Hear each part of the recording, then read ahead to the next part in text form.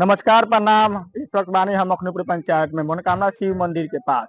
इस वक्त हम लोग के कुछ सूचित करे के चाहत नहीं। जन काल के जन बारिश होइल बा 24 घंटा जन उम्मीद ना रही जन पोखरा में पानी लागे के जन पानी लाग चुकल बा। कैमरामैन तनी दिखाई तनी पानी के नजारा कैसन बावे। जन पानी इतना कच के काल के बरसल बा, उम्मीद ना रही जन पानी होके के आज भी बारिश होके के संभावना लागता। जन पोखरा पोखरी में जन पानी बावे, अगर आज बारिश हो गई उम्मीद करी कि पोखरा जन पानी जन बा, उम्मीद बा कि बाहरे बाहरे